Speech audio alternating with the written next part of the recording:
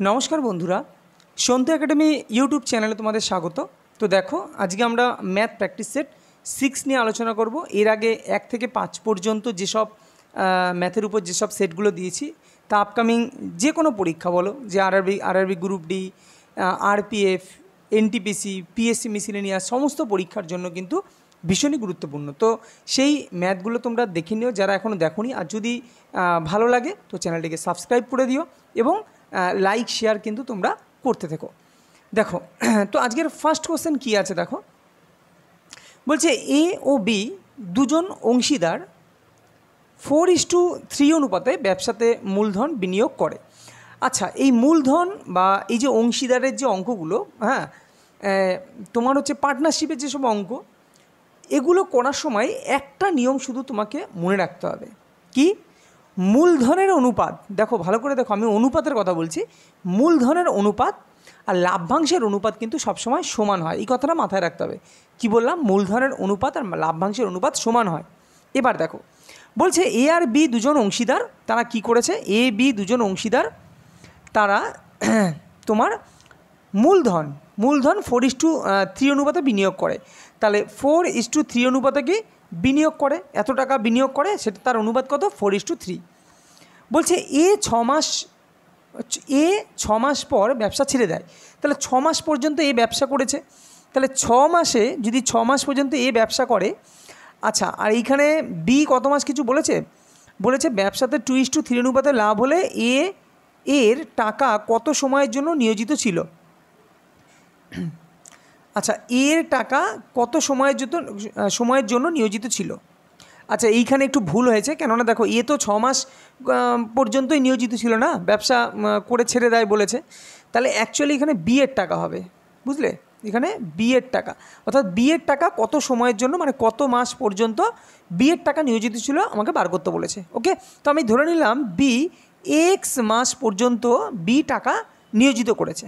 Clear? মানে B এর টাকা ছিল। এবার আমাকে বলেছে যে এদের ব্যবসায় যে অনুপাত, মানে লাভের অনুপাত 2:3, লাভের অনুপাত হচ্ছে 2:3।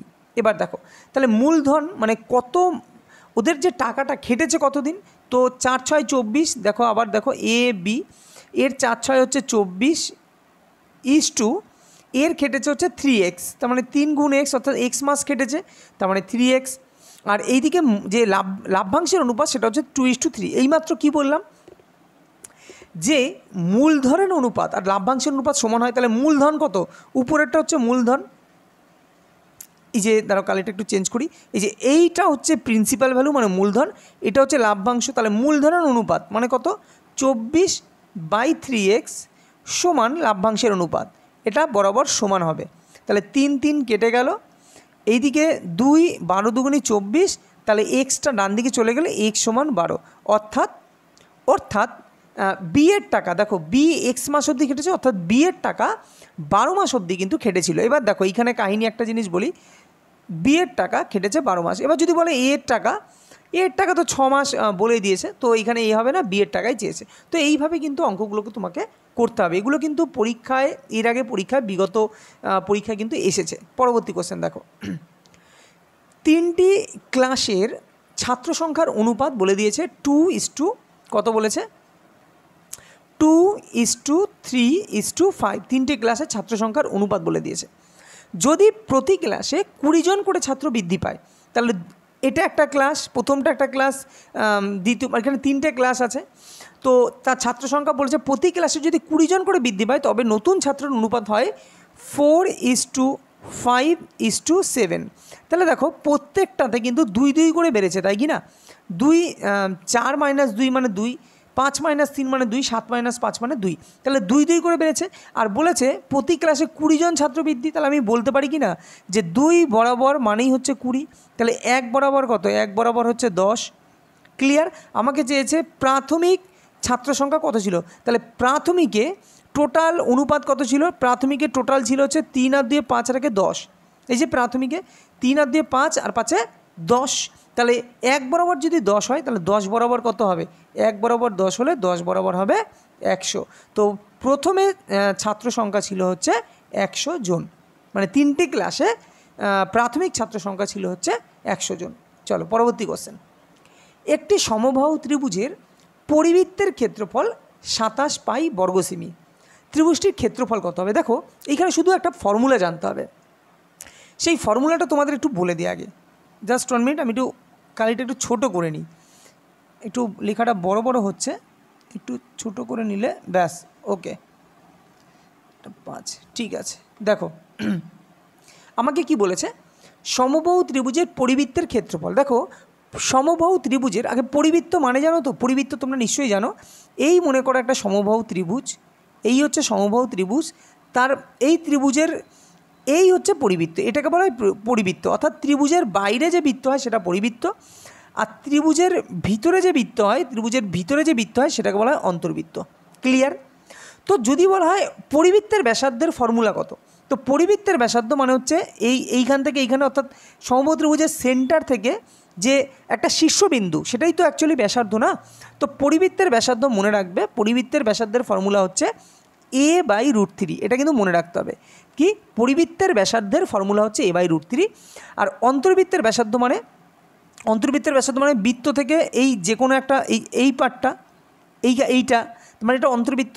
তো অন্তর্বৃত্তের ব্যাসার্ধ ছোট হয়, তাই না? পরিবৃত্তের ব্যাসার্ধ বড় হয়, অন্তর্বৃত্তের ব্যাসার্ধ ছোট হয়, তাই এর মান হবে a/√3। কেননা দেখো আমি 2 দিয়ে আরও গুণ করেছি, এটাকে মানে ভাগ করেছি, তার মানে মানটা ছোট।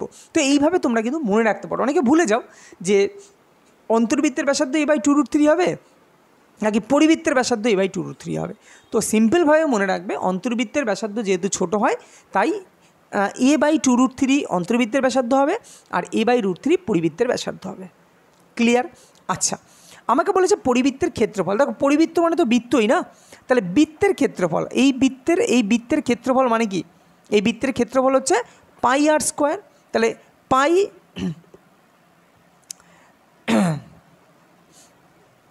তার মানে কি হবে দেখো, তো পাই ইন্টু আর মানে কত বলেছি, আর মানে a/√3, তাহলে a² আর √3 তার হোল স্কোয়ার মানে হচ্ছে 3 হয়, তোমরা এটা জানো। তাহলে পাই a²/√3 এটা হচ্ছে পরিবৃত্তের ক্ষেত্রফল, এটা সমান বলে দিয়েছে 27 পাই। 27 পাই বলে দিয়েছে। এই পাই কেটে গেল, এই পাই কেটে গেল, আর এইদিকে a² মানে দাঁড়ালো হচ্ছে তোমার হচ্ছে 27 মানে কত, 27 মানে 3³ দেখো 27 মানে হচ্ছে 3 × 3 = 7, তাহলে 3³ আর একটা 3 গুণ হয়ে যাবে, তার মানে 3⁴। তাহলে a² মানে যদি 3⁴ মানে কত, 81। 3⁴ মানেই তো 81 না?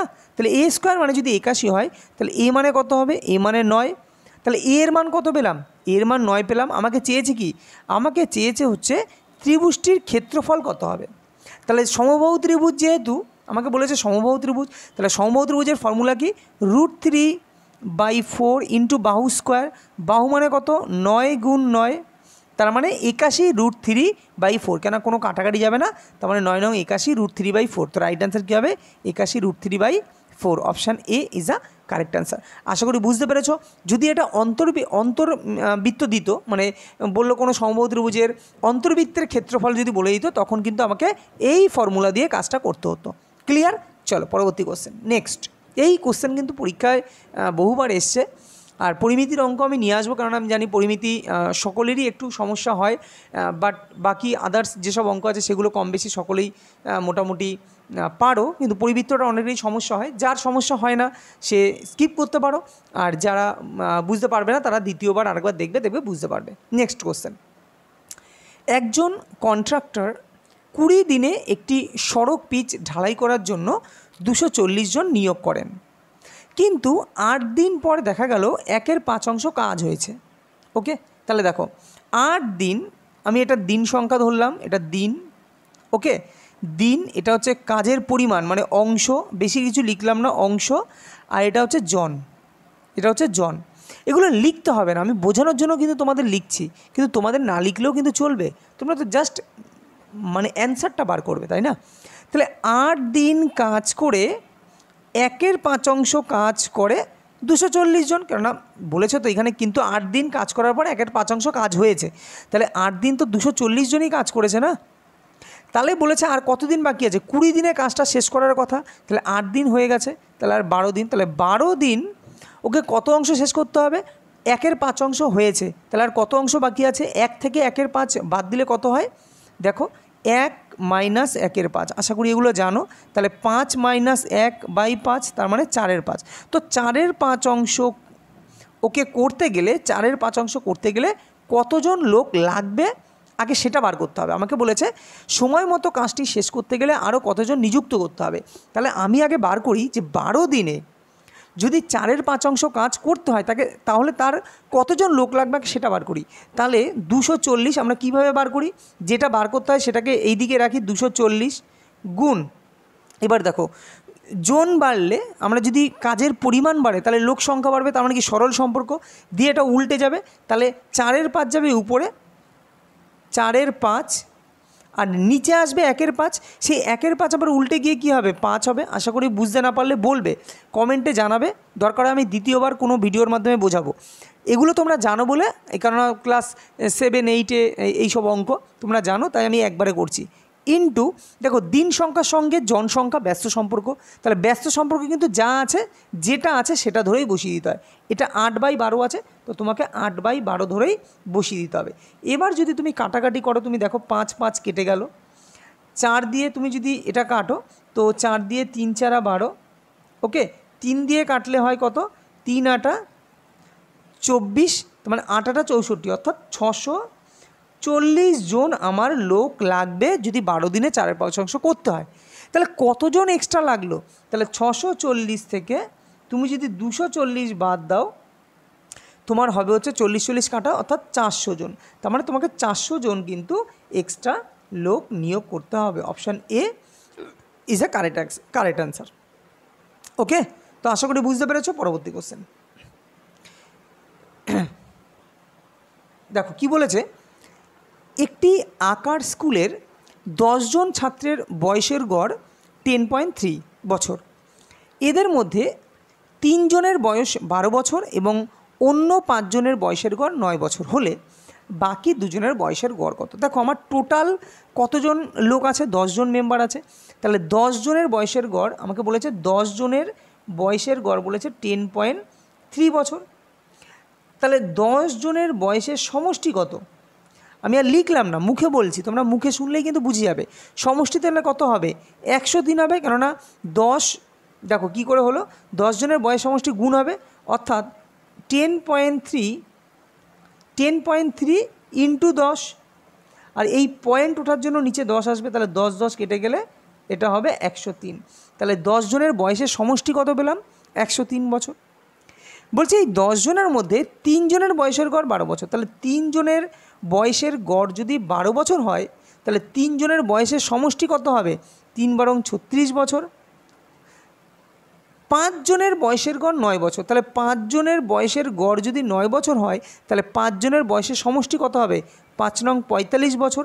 তাহলে এই 36 আর 45 যদি আমরা যোগ করি, তাহলে 5 আর 6 11, 1 হাতে থাকলো আমার 1, 3 রাখে 4 রাখে, এই সরি 4 আর 3 7 আর রাখে 8, অর্থাৎ 81 বছর। 81 বছর হচ্ছে 5 আর 3 8, ভালো করে বুঝো। এই যে 5 আর 3 8, এই 8 জনের বয়সের সমষ্টি হচ্ছে 81 বছর। তাহলে আমরা এই যে 10 জনের কত? 10 জনের হচ্ছে 103, 10 জনের পেলাম 103, এটা 10 জনের বয়সের সমষ্টি। আর 8 জনের বয়সের সমষ্টি কত পেলাম? 81 বছর। তাহলে যদি আমরা যেটা এই দুটো বিয়োগ করে যেটা পাবো, অর্থাৎ 2, এইদিকে হচ্ছে 2, অর্থাৎ 22, এই যে 22 যে সমষ্টিটা পেলাম সেটা কজনের বয়সের সমষ্টি? আমরা 2 জনের বয়সের সমষ্টি পেলাম 22 বছর। তাহলে গড় কত হবে? গড় 11 বছর হবে, কেননা সমষ্টি থেকে গড় বার করতে গেলে সেই যত জন সেটা দিয়ে কি করতে হয়? তোমাকে ভাগ করতে হয়, অর্থাৎ 22/2 মানে হচ্ছে 11, অর্থাৎ 11 বছর ইজ আ রাইট অ্যান্সার। আশা করি তোমরা বুঝতে পেরেছো যে কীভাবে এই অঙ্কটা করলাম। তো option D is a right answer. Clear? পরবর্তী নেক্সট কোশ্চেন দেখো, এ এবং বি একই স্থান থেকে একই সময়ে যথাক্রমে 8 কিমি পার ঘন্টা এবং 6 কিমি পার ঘন্টা বেগে যাত্রা শুরু করে। দুজনের গন্তব্যস্থলে পৌঁছানোর সময়ের পার্থক্য 30 মিনিট হলে স্থান দুটির মধ্যে দূরত্ব কত? দেখো কিচ্ছু নেই অঙ্কটার মধ্যে, সিম্পল অঙ্ক। আমি ধরে নিলাম যে এ মানে যে গন্তব্যস্থলে যাবে, মানে এ আর বি দুজনেই একই স্থান থেকে, এখান থেকেই এও যাত্রা শুরু করে, বিও যাত্রা শুরু করে প্রথম থেকেই। কিন্তু যখন এ যাত্রা শুরু করে যখন এ এই গন্তব্যস্থলে পৌঁছায়, তখন বি 30 মিনিট পিছনে থাকে। এটাই তো বলতে চেয়েছে। তাহলে আমি ধরে নিলাম এদের যে যাত্রাপথের মোট দূরত্ব, এদের দূরত্বটা হচ্ছে এক্স কিমি, আমি ধরে নিলাম। এবার দেখো এইখানে একটা ফর্মুলা তোমাকে মাথায় রাখতে হবে, যে আমরা জানি কি, আমরা জানি এস ইকুয়াল টু ভিটি, এটা আমরা জানি এস ইকুয়াল টু ভিটি। তাহলে যেহেতু 30 মিনিট পার্থক্য বলে দিয়েছে, তাহলে আমাকে টাইম নিয়ে কাজ করতে হবে। তার মানে টি ইকুয়াল টু কি, T equal to S by V. তাহলে যাত্রাপথের দূরত্ব তো সবারই সমান, সে এ যাক আর বি যাক, যেতে তো হবে সমান দূরত্বই, তাই কি না? গন্তব্যস্থান তো সবারই সমান। তাহলে আমি বলতে পারি প্রথম ক্ষেত্রে যখন তোমার 8 কিমি পার ঘন্টা যে যাচ্ছে, অর্থাৎ 6 কিমি পার ঘন্টায় আগে দিতে হবে। কেননা দেখো ভালো করে বুঝবে, এটাও অনেকে ভুল করে ফেলো যে আমি কাকে থেকে কাকে বিয়োগ করব। তো তোমরা বলো, আমি যদি 100টাকে কমন ধরি, একটা জিনিস বোঝানোর চেষ্টা করছি, 100কে কমন ধরি, কমন একটা মান ধরি, মানে এক্সের মান আমি 100 ধরি, তাহলে নিচে আমি যত বড় মান দেব, নিচের ভ্যালু যত বেশি বাড়াবো তত আমার মানটা ছোট আসবে, আর নিচের ভ্যালু যত ছোট দেবো তত মান বড় আসবে। তাহলে বিয়োগ যখন করব, বড় ভ্যালু মাইনাস ছোট ভ্যালু, তাই আমি এক্স বাই 6কে কিন্তু আগে রাখবো, কেননা 6 হচ্ছে ছোট ভ্যালু, মাইনাস, বুঝতে পারলে কীভাবে কেন করছি? তো X by 6 minus X by 8, তবেই তো এক্স বাই 6-এর ভ্যালু তো বড় না। তো এইটা যদি তোমরা এমনি নর্মাল বুঝতে পারো তো ভালো, না হলে আমি এটা টেকনিক্যালি বুঝিয়ে দিলাম যে 6 এক্স বাই 6কে আগে দেবো নাকি এক্স বাই 8কে আগে দেবো, এটা অনেকে ভুল করে ফেলো। তো এটা মনে রাখবে, বড় ভ্যালুকে সবসময় আগে দিতে হয়, মাইনাস ছোটো ভ্যালু। তো এইটা সমান সমান বলেছে 30 মিনিট। এবার এক্স বাই 6 এগুলো ঘন্টা, কেননা কিমি পার ঘন্টা বলেছে দেখো, তাহলে আমাকে 30 মিনিটটাকেও 30 বাই 60, আর 30 বাই 60 মানেই কত, 3 1 3, 3 2 6, এটা মানেই হাফ। ক্লিয়ার? এটা মানেই হাফ। এবার আমাকে এখানে এক্সের ভ্যালু আমাকে বার করতে হবে। তাহলে এক্সের ভ্যালু বার করলে আমরা কি করব? এক্সের ভ্যালু এখানে লসাগু কত হবে? লসাগু আর 3 এটা 24, তাহলে লসাগু হবে 24। তাহলে 24 যদি লসাগু হয় তোমার হচ্ছে 4 6 24, অর্থাৎ 4x minus 3x equal to half. 4x minus 3x equal to half. তার মানে এখানে এক্স বাই, আমি এটা কাটাকাটি করলাম, 2 দিয়ে 12 দুগুণে 24, তাহলে এক্স বাই 12 ইকুয়াল টু 1। তার মানে এক্স ইকুয়াল টু কত হবে? X equal to 12। অর্থাৎ এই যে স্থান দুটির মধ্যে আমাকে এক্সের ভ্যালু, আমি কি এক্সের ভ্যালু, এই যে স্থানটার মধ্যে দূরত্ব, তাহলে এক্সের ভ্যালু কত হলো? এক্সের ভ্যালু হচ্ছে 12, অর্থাৎ যাত্রাপথের যে দূরত্বটা সেটা হচ্ছে 12 কিমি। নেক্সট কোশ্চেন, একটি ট্রেন 12 সেকেন্ডে ও 16 সেকেন্ডে যথাক্রমে 108 মিটার ও 164 মিটার দীর্ঘ দুটি স্টেশন অতিক্রম করে, তাহলে ট্রেনটির দৈর্ঘ্য কত হবে? দেখো এইখানে একটা জিনিস আগে বুঝে নাও, যে দেখো ট্রেনের লেন্থ তো সমানই থাকবে, কিন্তু এইখানে আমাকে বলেছে একটা ট্রেন 12 সেকেন্ডে 108 মিটার দীর্ঘ একটা স্টেশন অতিক্রম করে, আর 16 সেকেন্ডে 164 মিটার দীর্ঘ একটি স্টেশন অতিক্রম করে। আমি ধরে নিলাম ট্রেনের দৈর্ঘ্য আমি এক্স, এখানে কি আছে? মিটার, তাহলে মিটারে ধরলাম, আমি ধরে নিলাম ট্রেনের দৈর্ঘ্য এক্স মিটার। ক্লিয়ার? এবার একটা জিনিস বোঝার চেষ্টা করো, আমি এখানে কি ইকুয়াল করতে পারি, এখানে ইকুয়ালটা আমি কি করতে পারি, এটাই তোমাকে বুঝতে হবে। দেখো সবথেকে মজার জিনিস কি, এই ট্রেনের অঙ্ক বলো বা তুমি সময় দূরত্বের যেসব অঙ্ক আছে সেগুলো সব একটা ফর্মুলা, কি এস ইকুয়াল টু ভিটি। এই এস ইকুয়াল টু ভিটি এই সূত্র দিয়েই হবে। এবার একটা জিনিস তোমাকে বুদ্ধি করে এখানে লাগাতে হবে, কি যে আমি সমান করব কাকে। দেখো ট্রেনটার দৈর্ঘ্য যেমন সমান থাকে, এখানে ট্রেনের গতিবেগ নিয়ে কিছু বলেছে যে গতিবেগ চেঞ্জ, তাহলে ট্রেনের গতিবেগও সমান। ট্রেনের গতিবেগ তো সমানই থাকবে না, ট্রেনের গতিবেগ, সে ট্রেন যে গতিবেগে যাবে প্রত্যেক ক্ষেত্রে তাই গতিবেগেই যাবে, তাহলে ট্রেনের গতিবেগ আমি সমান করতে পারি। তাহলে গতিবেগ ইকুয়াল টু কি? ভি ইকুয়াল টু কি? V equal to S by T. Clear? V equal to S by T. তাহলে এবার একটা জিনিস আবার বুঝতে হবে, যে যখন কোনো ট্রেন কোনো প্ল্যাটফর্মকে অতিক্রম করবে, এই কথার মানে হচ্ছে, ধরো মনে করো এটা একটা প্ল্যাটফর্ম, এইখানে একটা ট্রেন যাচ্ছে, এইটা হচ্ছে একটা ট্রেন বিষয়গুলো একটু বুঝলেই দেখবে ক্লিয়ার হয়ে যাবে। এই ট্রেনটা যখন এই প্ল্যাটফর্মকে অতিক্রম করবে তখন এর মানে কি, এর মানে ট্রেন নিজের দৈর্ঘ্যকে অতিক্রম করছে প্লাস প্ল্যাটফর্মকেও অতিক্রম করছে। তার মানে নিজের দৈর্ঘ্য কত, নিজের দৈর্ঘ্য এক্স প্লাস প্ল্যাটফর্মের দৈর্ঘ্য কত 108, প্রথম ক্ষেত্রে 108, তার সময় লাগছে কত, সেটা মানেই তো গতিবেগ না, অতিক্রান্ত দূরত্ব বাই সময় মানেই হচ্ছে তোমার গতিবেগ। তাহলে তার সময় কত, সময় হচ্ছে 12 সেকেন্ড। তাহলে এই যে গতিবেগ সমান, এই গতিবেগটা আমি ইকুয়াল করতেই পারি যে কত, এক্স প্লাস পরের ইয়েটা কত বলেছে 164, 164 বাই তাদের কত সেকেন্ড লাগে 16 সেকেন্ড। তাহলে এই দুটো আমি সমান করতে পারি। এবার কোনাকুনি গুণ করে দাও, হয়ে যাবে। তাহলে 16x কোনাকুনি গুণ করছি আমরা 16x। এবার দেখো এইখানে একটা জিনিস তোমরা যেটা ভুল করে ফেলবে অনেকেই, এই 16 আর 108 গুণ করলেই কিন্তু ভুল করে ফেলবে। তা 16 আর 108 কিন্তু কখনোই গুণ করবে না, তুমি যেমন আছে তেমনই রেখে দাও। তাহলে 16x প্লাস 16 ইন্টু 108 সমান 12x প্লাস 12 ইন্টু 164। ক্লিয়ার? এরম রেখে দাও। আচ্ছা, এটা আলাদা রেখে দাও। তাহলে 16x 12x, যদি 12x এই দিকে আনি, 16x আর 12x বিয়োগ করলে কত হবে 4x।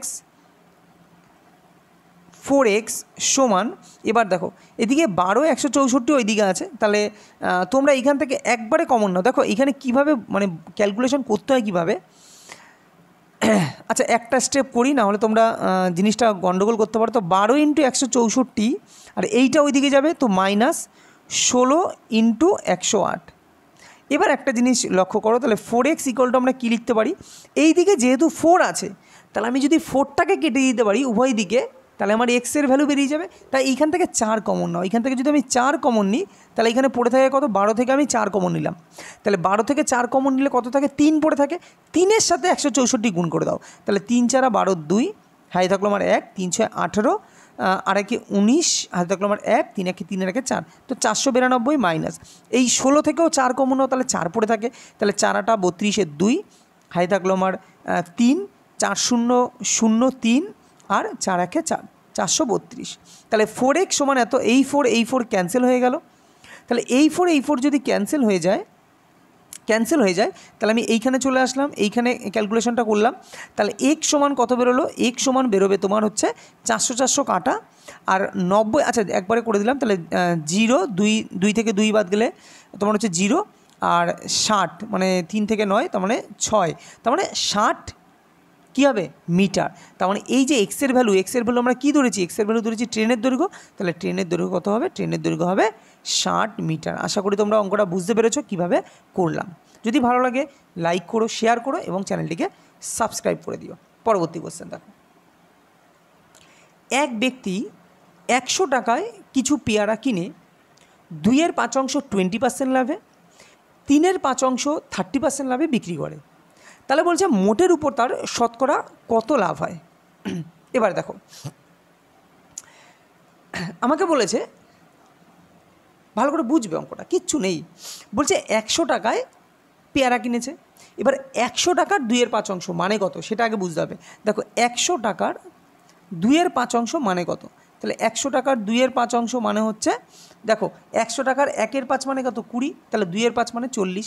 এইভাবেও তুমি করতে পারো বা কাটাকাটি করে করতে পারো, 5 20 100, 20 2 40। তাহলে 100 টাকার 2-এর 5 মানে 40 টাকা, আর 3-এর 5 মানে কত হবে, 3-এর 5, তাহলে 2-এর 5 যদি 40 হয় তাহলে 100 টাকার 3-এর 5 তো কোনো ব্যাপার না, 3 20 60 টাকা, তার মানে 100 টাকা 3-এর 5 60 টাকা। এবার আমায় বলেছে যে এই যে 2-এর 5 তিনি 20% লাভে বিক্রি করেছেন। তার মানে আমি বলতে পারি যে 40 টাকার যে মালটা ছিল সে ক টাকায় বিক্রি করেছে, তার বিক্রয় মূল্য, অর্থাৎ 40 টাকা যদি ক্রয় মূল্য হয় তার বিক্রয় মূল্য কত। দেখো 20% লাভ, 10% লাভ মানে কত 4 টাকা। এগুলো কিন্তু শিখিয়ে দিয়েছি, যারা কিভাবে তাড়াতাড়ি ক্যালকুলেশন করতে হয়, যারা বুঝতে পারছো না যে কীভাবে তাড়াতাড়ি করছি তারা কিন্তু আগের ভিডিওগুলো দেখে নিতে পারো। তাহলে 10% মানে 4 টাকা, 20% 8 টাকা, তাহলে এটা হয়ে যাবে কত 40 আর 8 48 টাকা, অর্থাৎ 40 টাকায় সে 8 টাকা প্রফিট করে। তাহলে 40 টাকা ক্রয় মূল্য হলো, 48 টাকা বিক্রয় মূল্য। 60 টাকায় সে বলেছে 3-এর 5 কত 30% লাভে, 3-এর 5 30% লাভে। তাহলে 60 টাকার 30%, 60 টাকার 30% মানে কত? 18 টাকা।